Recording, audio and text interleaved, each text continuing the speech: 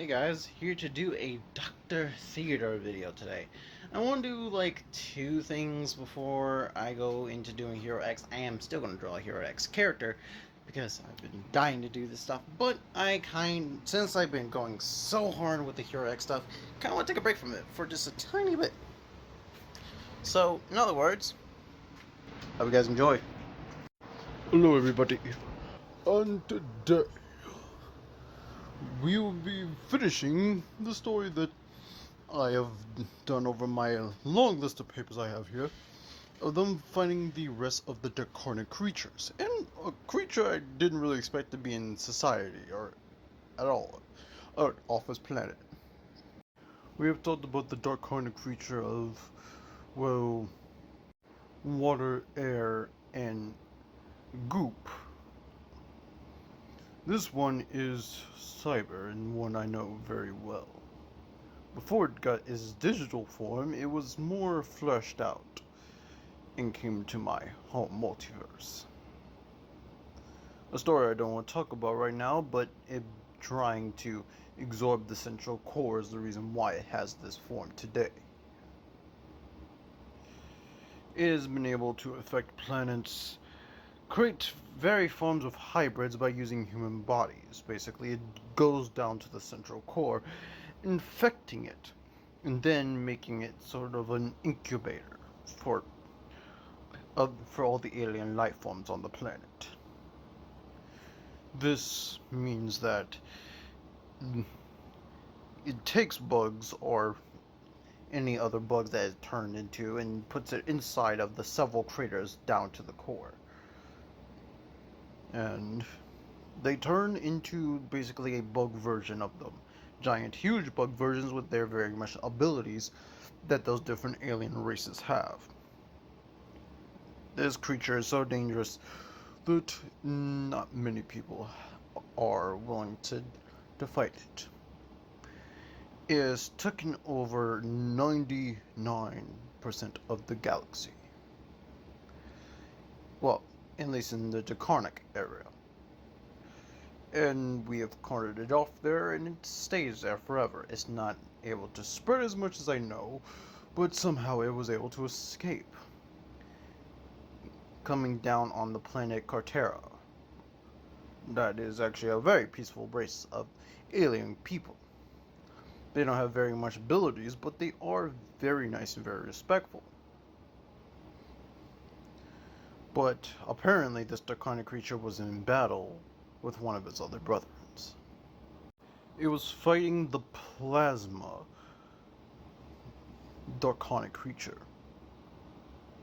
This creature, as far as I know, it's able to absorb all forms of energy, that's including human life. It's able to have super speed, it's able to float, it's able to morph its tentacle arms to anything it wants, and it's also strong, durable, and it has a beastful scream. If that wasn't terrifying enough, it also has super strength. This thing is roughly at least 10 or 11 times size of a regular human or a regular person in the matter. But his small stature does not mean that he is not very strong.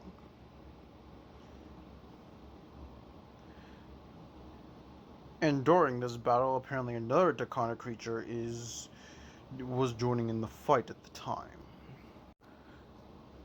The draconic creature of clay, or the clay golem.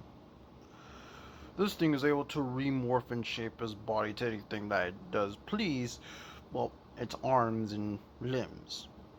Is not able to morph any other part of his body other than moving out of the way, for then he can't be hit.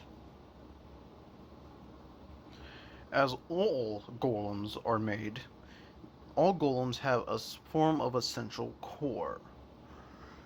If you hit the core, a golem dies, and probably the reason why it doesn't morph much of the rest of its body.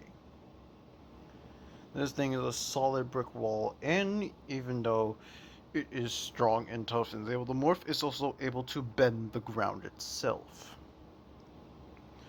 Morphing it and bending it to its will. This battle was apparently took very long and through very distances, where these heroes did intervene because the battle was slowly coming closer to society itself onto the planet.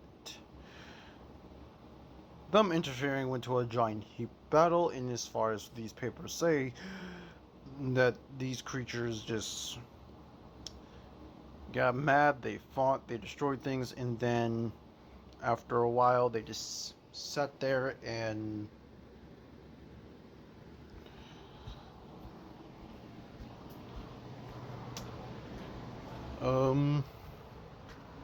walked away. Seems like these draconic creatures are at least understanding that they're doing some damage, but it's kind of hard to understand.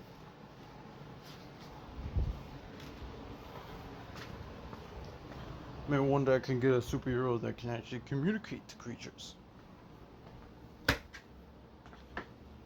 That would be nice.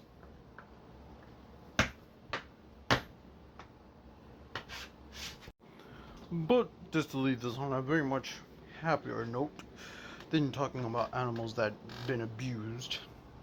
Still looking for that scientist. I can't find any names. Apparently they found a creature running around in this little colony area. And this one's pretty weird. Flame gum. Flame gum is recently just probably like roughly the size of a child, maybe. But these things are grouchy, mean, and they keep to themselves usually, and they don't even talk to the other species. But they're very much personal about being called cute. They hunt you down and then they beat you firmly. That being said, this creature was not being harmful at all. Don't know why. These creatures are able to pull off pieces of their body and throw it, also putting into a state of fire too. And their flames are high, but they're also sticky. They're also able to slide around.